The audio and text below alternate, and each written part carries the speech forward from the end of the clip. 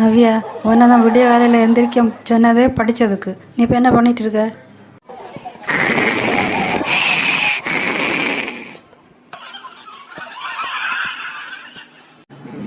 Early bird catches த worm.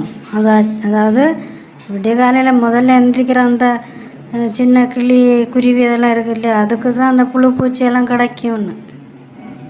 வாங்கப்பா, விடிய காலையில் இந்த புழு பூச்சி எல்லாம் முடிக்கிறேன் தானே, அதை போய் இது பிடிச்சது. சரி, சும்மா குண்டக்க மண்டக்கன்னு பேசாமல் எடுத்து வச்சு படி.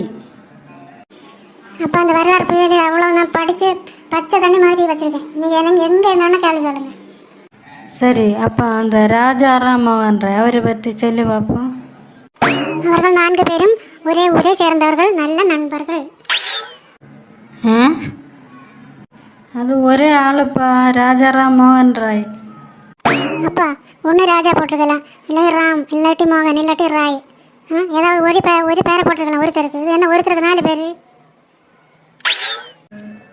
இரண்டாவது உலக போர் எதனால் நடந்தது?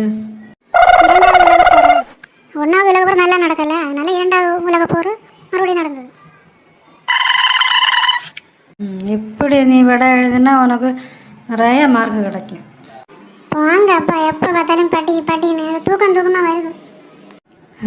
படித்து கிழிச்ச மாதிரி தான். நல்லா படிச்சு. நவ்யா, உனக்கு டீச்சர் எனக்கிட்ட சொல்லிகிட்டே இருக்கா, ஒரு பரிசைக்கு நேரம் ஒன்றும் எழுதலைன்னு. மரியாதை படி. அம்மா, காலையில் காப்பிக்கு என்னது? இவ்வளோ நான் கத்திட்டு கிடக்க, நீ காப்பி பற்றி கேட்குறியா? யார் அமெரிக்காவை கண்டுபிடிச்ச சொல்லு. அப்போ நான் நேரத்துக்கு உனக்கு சொல்லி கொடுத்தேன். அங்கிட்ட போமா, யார் இந்த பரிச்சை கண்டுபிடிச்சதுன்னு நான் யோசிச்சுட்டு இருக்கேன். இப்படி சும்மா தூங்கி இருந்து ஒரு பிரயோஜனம் இல்லை. பரீட்சைக்கெல்லாம் வாங்குற மார்க்கை பார்த்தா ஐயோ, நீ போ, எனக்கு கண்ணு மின்னண்டு போய் ஏதாவது சாப்பிட்டுச்சு பள்ளிக்கூடத்துக்கு போ, வழியை பாரு. சரி, தீபா வருது போல, இன்னைக்கு டீச்சர் சொன்னாவ. யார் வேணும் வரட்டும், எனக்கு இதெல்லாம் ஒரு பயமே கிடையாது. நான் எல்லாம் அரைச்சி கலக்கி குடிச்சு வச்சிருக்கேன் படிச்சு. உனக்கு அம்மா சொல்லிச்சுன்னா நீ எதுவும் படிச்ச மாட்டேன், எப்போ தூங்கிட்டு இருப்பேன். அம்மா எப்போ அப்படிதான் சொல்லும். பிள்ளையெல்லாம் இன்றைக்கி டிவா வராரு. நான் ஏற்கனவே சொல்லிக் கொடுத்த பாடத்துலேருந்து அந்த கேள்வியெல்லாம் கேட்பேன். நான் புதுசாலாம் எடுக்க போகிறதில்ல. எல்லோரும் டான்னு பதில் சொல்லணும்ண்ணா. டீச்சர் டக்குன்னு பதில் சொல்லக்கூடாதா? எப்படி வேணால் சொல்லு, எனக்கு மானத்தை வாங்க விடாதுண்ணா. வணக்கம் சார். வணக்கம். எல்லோரும் உட்காருங்க. பிள்ளைகளை உங்கள் டீச்சரெல்லாம் நல்லா தான் உங்களுக்கு எல்லாம் சொல்லி கொடுத்துருப்பாங்க. அதனால் அதை பற்றி ஒன்றும் எனக்கு பிரச்சனை இல்லை. ஆனால் நான் எப்போவுமே பொது அறிவை பற்றி தான் முக்கியமாக கேட்பேன். பொது அறிவு உங்களுக்கு இருக்கான்னு தான் சோதனை செய்வேன். அதனால் பொது அறிவு கேள்வி தான் கேட்க போகிறேன். ரெடியா? நீங்கள் எல்லாம் ராமாயணம் நீங்கள் எல்லாம் கேள்விப்பட்டிருப்பீங்க இல்லையா?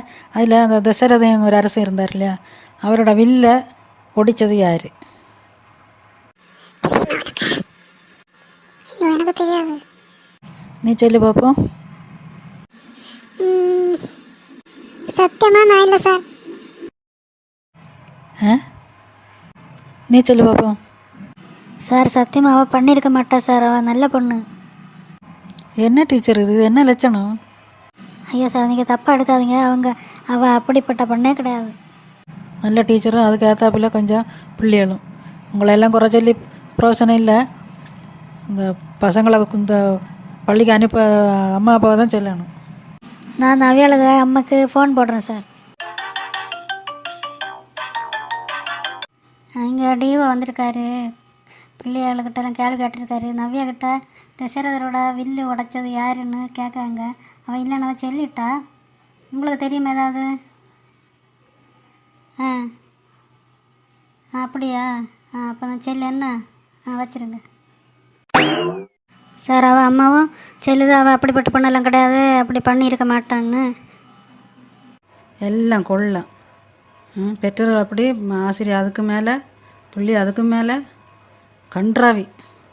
சத்தியமாக இல்லை சார். கடவுளே, எல்லாம் ஒரே குட்டையில் ஊறின மட்டை.